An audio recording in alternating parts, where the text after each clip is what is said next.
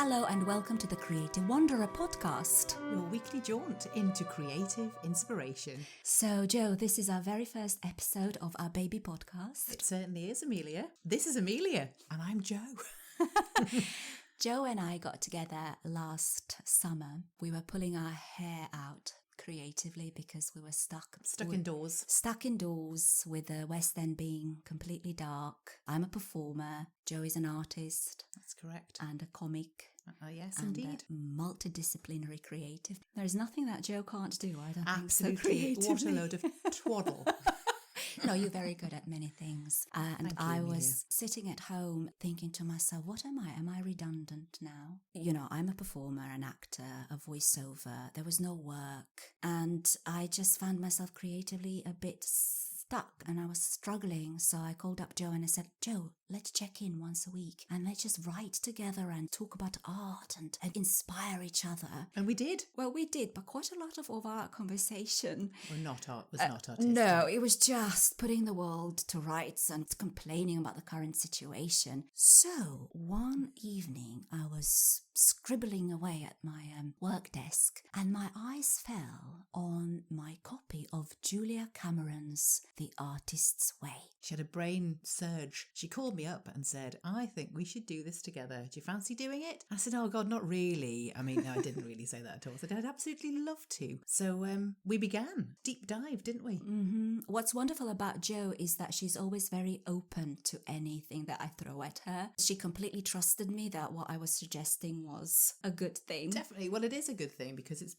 such a positive thing, isn't it? Through all this external noise, if you will. What's challenging about The Artist's Way is that I've had that book sitting on my desk for 10 years. Incredible. And ever so often I would pick it up and I would read the most beautiful quotes that Julia Cameron put in there, and that was it. From my experience, and as I was going through my acting training, I knew that it was quite a meaty book and that it required a lot of commitment. And I remember some of my fellow actors who started it and they kind of found it a bit difficult to push through. So I thought to myself, if I start this book, I need some sort of creative accountability. Absolutely. And I think it's interesting because we all like to think we can start and then finish something, but it's not an easy journey. It makes you think about so many things that come up from your childhood, your blocked creativity, the things you think, oh, why didn't I do that? And then you're being asked to do tasks that make you really think and really go into, you know, things you may not want to go into actually. But if you do, as Amelia's favourite phrase is, push through. If you push through...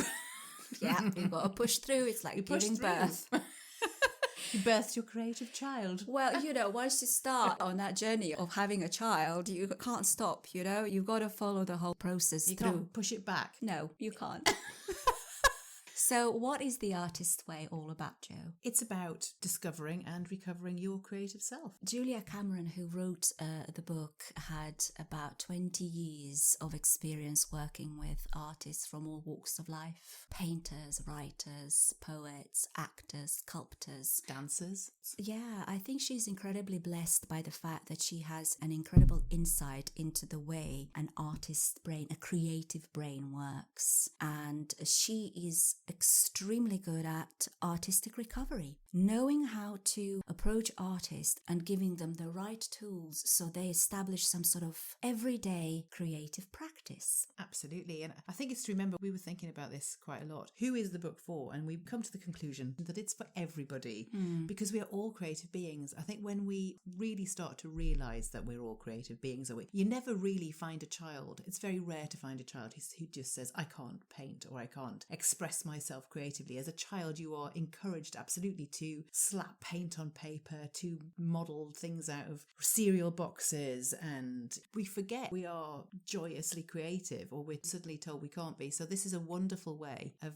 finding and refinding that beautiful creative child within. Well, we live in a universe that's continuously, constantly and always creating, and we are part of that creation ourselves. So, you know, by our own nature, we are all creatives, no matter what you do. The other thing that spoke to me about this book and why it is important right now it is because of what's going on. I think we need to be even more creative now, even if we feel that the society is changing and there's so many things we cannot do or go back to, reminding ourselves of our essence, that we are creators and that we can create regardless of the circumstance. If we create a little universe and we keep on living in that universe and bettering it and working on ourselves, that will also eventually ripple out into the world. Yeah, I mean, I like to always think, that which you focus upon becomes your reality. So if we are creating, we are essentially creating our own reality. There is this sense of being in the present moment and being in the flow and feeling connected to life itself. The challenge I've always had as a creative is that I would live my creative life from a project to project, but in between I did not have a more of a concrete, solid structure that would make me creative every day, even if it's just for 5 minutes.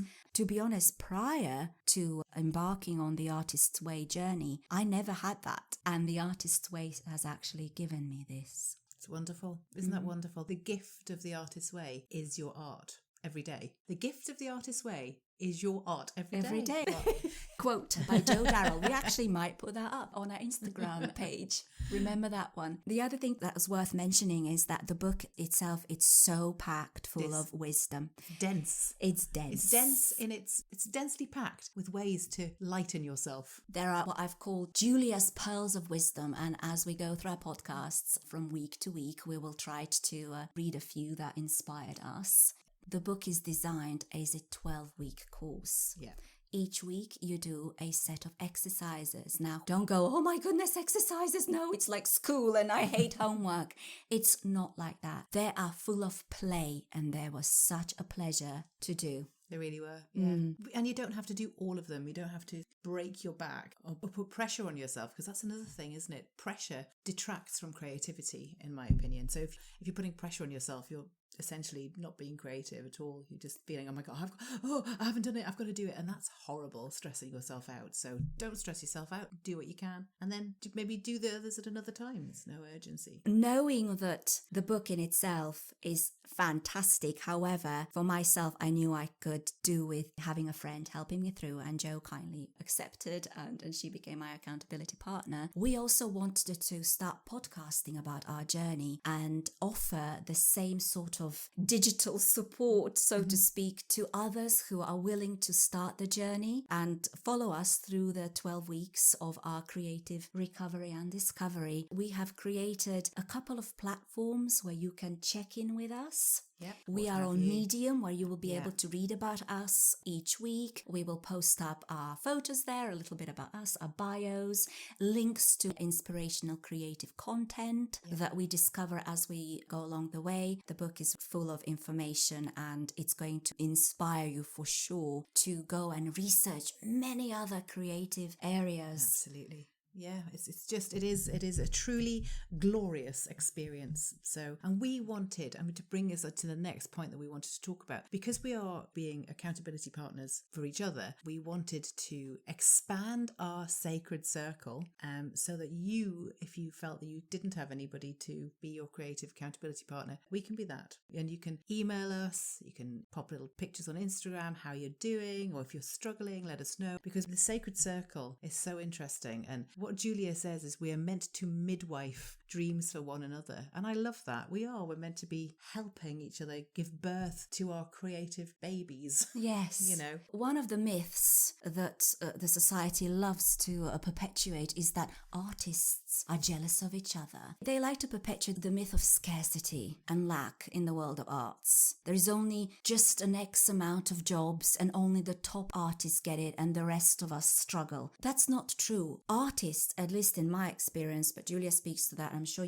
Jo had the same experience. Absolutely. We love each other. Absolutely. Creatives love creatives. Artists love artists. We love getting together, bouncing ideas off each other and just supporting the art of creating. Yeah, absolutely. So important as well. And I think it's interesting when you hear people, but they've managed to do that. How come they've got there? Well, probably because they've put a lot of hard work into it. So they have got there. Why? How have they got there? How did they manage it?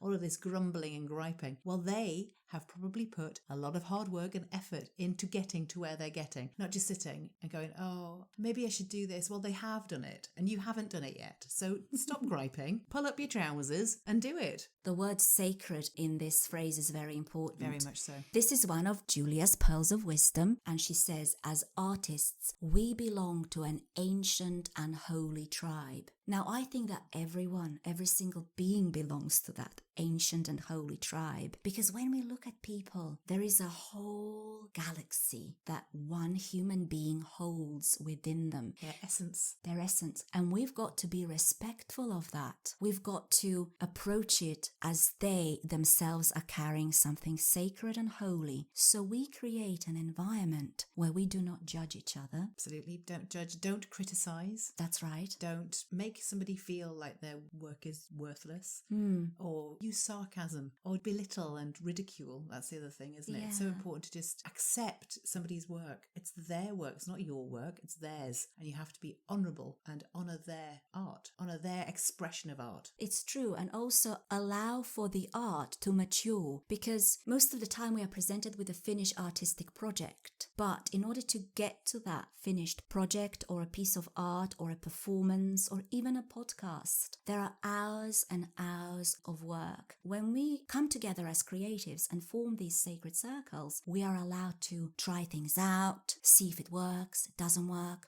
And to ask for help as well. Ask for advice. You can ask someone's opinion on something. Of course you can. And one would expect the opinion, the criticism, if you will, to be constructive, to help add to it rather than to detract from it. We live in such a fast-paced society. And I was listening to a lecture the other day when a gentleman called it a microwave society. Ooh. Bing!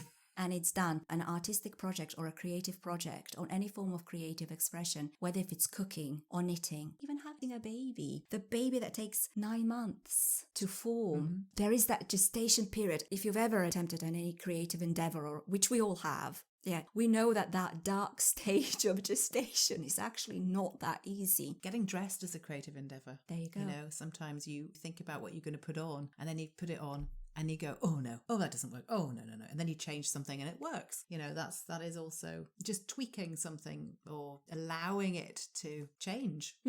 That's wonderful that you said that, because as the weeks went by and we were doing this course, I started really seeing that everything around me was a creative expression, an expression of a creative act.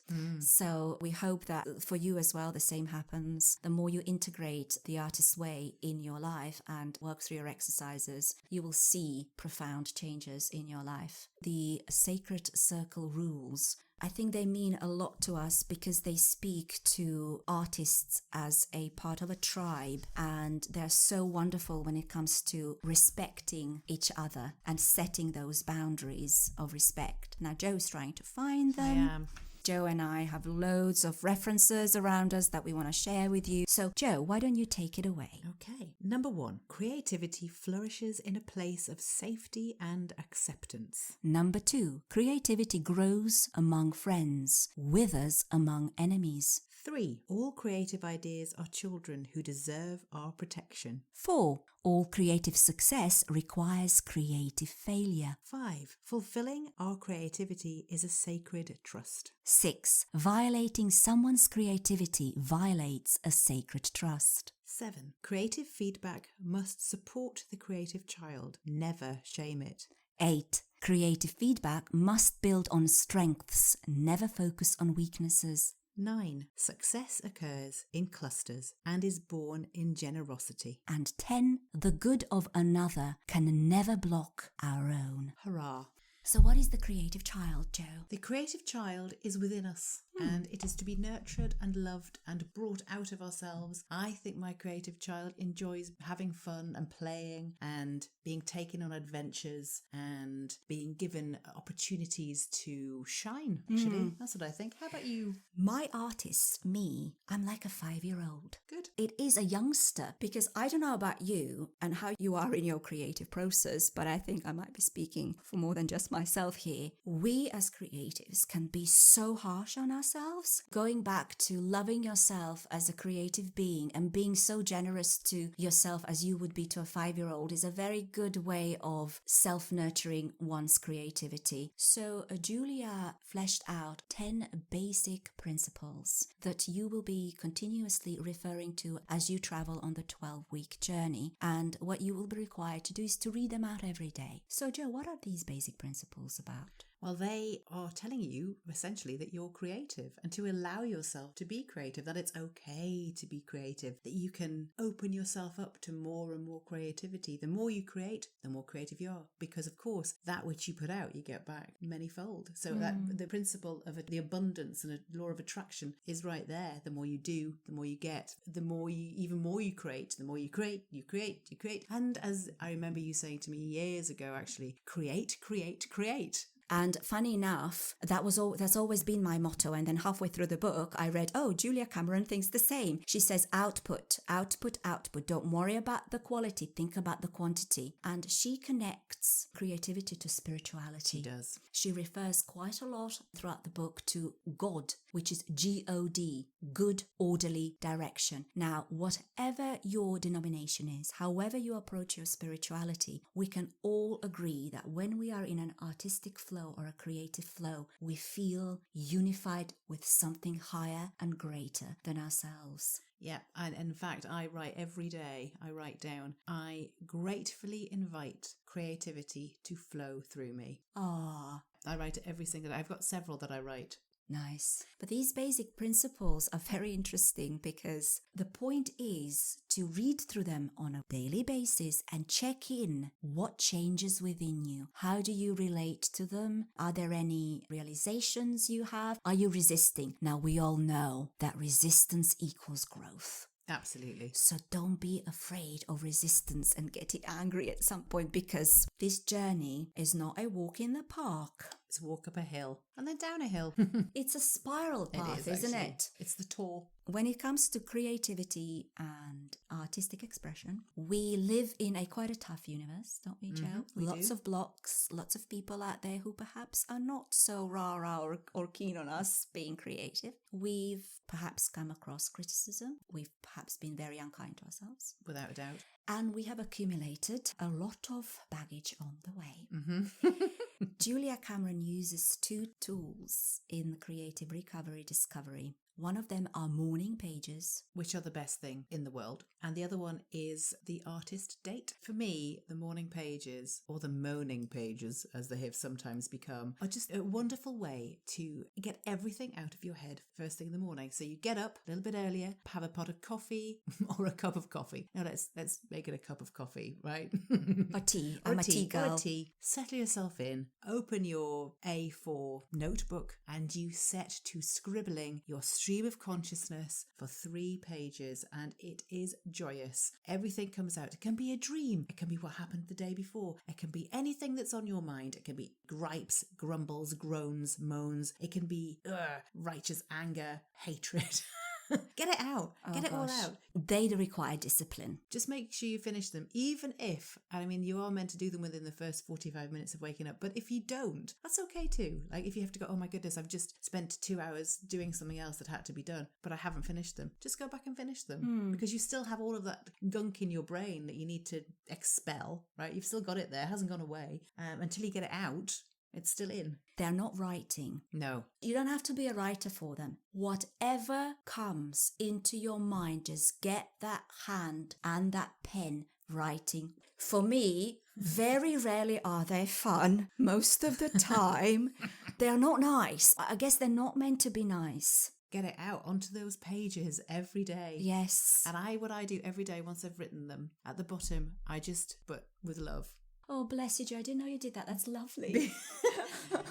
Send it away with love.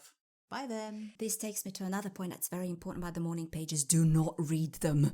You write them, and you just close that notepad, or if you're writing on a plain paper, just put that paper somewhere out of your sight and forget about them. Be prepared also for repetition, for patterns to start jumping at you, because sometimes you'll be complaining about the same thing every single morning, and then a wonderful discovery happens. You will start seeing the solutions to those problems. Yes, and they might not be immediate. There'll be something that sort of comes out slowly. You'll see them come out. You end up writing the solution. I think it's fascinating, the whole thing, to be honest with you, because you don't imagine these morning pages are going to do anything for you, and then you kind of realise they're doing everything for you, and it's wonderful. And I think something we also need to remember is part of this exercise is working out what the heck is going on with your sensor.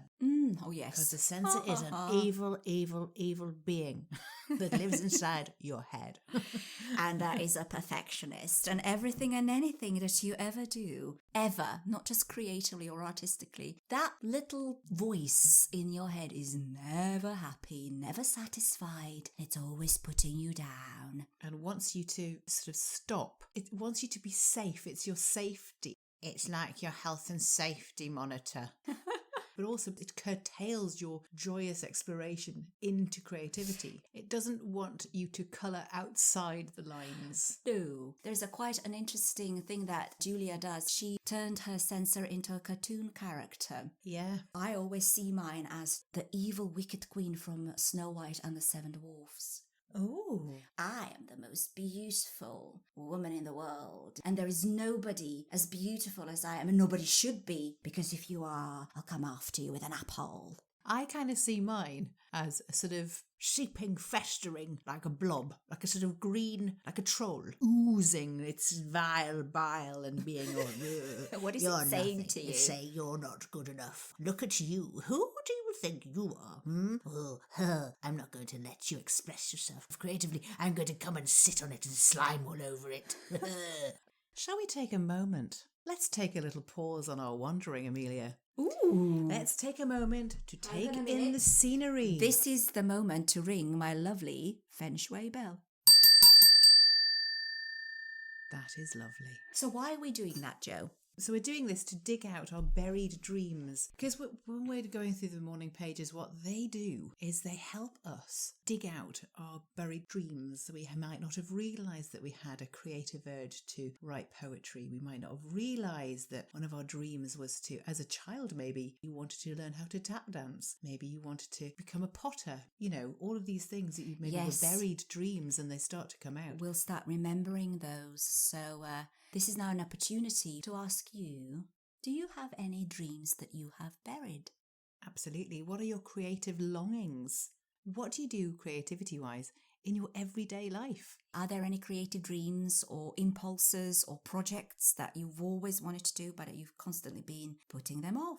Afraid to voice them out, afraid to actually say them out loud. You know, you might come across those memories that you've kind of forgotten about, where you allowed other people to shut you down. And sometimes those people are quite close to our hearts. Family, siblings, best friends, teachers. So the morning pages are quite a rocky road to climb. One has to be patient with them, and after a while you will see incredible shifts in your life. However, the most important thing about the morning pages is to do them. Do them, and do them some more. Yes. The next tool, which is an amazing tool, is called the Artist Date. The morning pages, think of them as a tool that drains the brain of all that gunk and negativity, and you unburden your soul. And now you leave a clear path for some inspiration and some play and some creative adventure to enter your life. We need to fill ourselves up with inspiration. Fill that well. And fill it good. Fill it good. Now we're going to go to some Julia's Pearls of Wisdom, where she says that art is an image using system, that the language of art is image and symbol. And she likens it to a pond. If you are not filling up your creative well, your pond, after a while, it's going to run out of fish, it's going to become stagnant, and you will become blocked. And the way we are filling it up is by things you see. It's by filling it up using all of your senses. Yeah. Smell, taste, sight, sound, touch. So once a week, you get yourself out there. You take yourself out on a date. And you plan that date. Oh, it's like a date with somebody else. But by the way, it's just with yourself. Do not allow anyone to crash your date. Don't allow anyone to say, oh, well, I'll just pop along with you. No, you will absolutely not pop along with me. For an hour or two, it's your time. Think about the artist date as giving yourself the quality time you need with you as an artist. The most important thing is, and this is where I failed so beautifully, is that you have to make it fun. The logical me was like, oh my goodness, it means I can watch all those documentaries that I ever wanted to watch. I will do activities and go to museums and look at all those paintings, and I'll study about all these things because I wanted to combine fun with some sort of mastery, some sort of idea that I am constantly accomplishing things and I'm not wasting my time. I tell you what I struggled with. One of the most enjoyable things for me is to read a book. But that's not a date. That's somebody else's work. Anything can inspire you, of course it can. And then I realized, I think after having a conversation with yourself, that your artist date can be taking a bath. It can be painting your nails. Painting your nails, absolutely. Or maybe just going through your wardrobe and picking out clothes that you'd like to be wearing in the outside world. The other thing with the artist date that is quite easy to do is to think that it's not important and not do it. I'm not going to lie, I've fallen victim to not doing it. I may be a stickler for the morning pages, but I have been a little bit lax, not going to lie. It is really about learning how to self-soothe and take good care of ourselves through the artist date and allowing ourselves that time. It's just an hour or two a week. If anything, the tip would be to really stick to your artist date, and I promise you, you are going to love it. Your house might fill up with all sorts of interesting objects. Definitely. Anything else you want to say about the artist date, Jo? Put it in your diary. I think that's really important. Otherwise, you will not do it. Yeah, that's true. Or if you're like me, you won't do it. You got to give it a go, guys. The book, the journey, is to be used and approached creatively. Yes, it is. And it's also a commitment. It's fascinating because you do think that it's going to be really easy. You do think that it's going to be great because you start off so, woohoo, yay, full of glee. And then you kind of go, The actual tasks are so well constructed. They are. Remember, Jo, we would finish 1 week and already certain issues would crop up at the end of that week that we then started dealing with. The next week, it was amazing, wasn't it? It was incredible. What is going to help you with that is the commitment contract. It's a contract with yourself. You sign it and say, I'm committing to this. And I understand that this is a creative process. It's a rocky road. Whenever you have those weeks when it becomes really choppy, just go back to reading your commitment contract. It will really help you. Absolutely. Yeah. And it's great. Is it now time for a, oh my goodness, Amelia, what do I see ahead of me? You have to forgive Jo. She can't help herself. She also wanted to go toot-toot as though we were on a train. It is. Don't forgive me. Because I do not need forgiveness for my creativity, Amelia Ellen. Amelia Ellen just became a censor. Slap on the wrist. No, I did want to say, wow, what do I see ahead of me, Amelia? In big neon lights. It's It's the inspiration station. Here we go. A little time for us to talk about what's inspired us. Do we have any inspirational quotes that we would like to share with you? And as it happens, surprise, surprise, we do. So on your creative journey, through the book, you will discover that the book is so packed full of information that it will inspire you to creatively wander in many directions. Personally, what inspired me, Jo, was the basic principles. Yes. I remember I'd struggled in the beginning with this whole idea of spirituality. Yeah, you and me both. But I finally realized what it was all about for me. And it was looking at ourselves as co-creators. There is a force outside of us that is in perpetual motion and that is like a conductor of a big orchestra, constantly playing this big symphony of life and constantly creating. And we all are like a little orchestra member. adding to that tune. That's lovely, isn't it? Yeah. What inspired me was this little chapter about co-creation. It's called Co-Create, and it's by Colette Baron Reed. And this is what she writes about the activity of co-creating. You may not consider yourself a creative person, but in fact, you are creating your reality every moment of every day via your thoughts, feelings, beliefs, intentions, and actions. Yet, you must consider that you do so in partnership with spirit, consciousness, God, or whatever name you call your higher power. You are a spark of this intelligence that works through you, nudging you with inspired thought and intuitive guidance. You are a paintbrush that co-creates a beautiful, unique expression of your own individuality blended with universal spirit. You are a product of divine inspiration, and now you're aligned with it to create miracles. When you view your life as art and know you co-created, only beauty and grace result. Prepare to be amazed. It's perfect, isn't it? Absolutely perfect. So for me, this particular quote from the beautiful dancer Martha Graham really struck a chord. There is a vitality, a life force, an energy, a quickening that is translated through you into action. And because there is only one of you in all time, this expression is unique. And if you block it, it will never exist through any other medium and will be lost. And for me, that was a moment of really realizing that you and I could see the exact same thing. We could see a beautiful bird taking flight, enjoying being on a slipstream of air, just living life and being a bird. And I might think, oh, I'm going to paint that bird. I'm going to paint the essence of it. And Amelia, you might think, I'm going to dance that bird. I'm going to create a piece of dance. We could be writing things, but we write completely different things. When you feel that creative impulse in you and you deny it and you turn the other way, that is that opportunity that's lost. This universe is thirsty and hungry for our creative expression. Definitely. We're all connected that way. These have been our creative wanderings this week. Thank you so much for joining us. Thank you very much. And thank you, Amelia. Well, thank you, Jo. It's been a great amazing. pleasure. Coming up next week, Jo. Week 1. Creative recovery and establishing a sense of safety to explore our creativity. Ooh, nice.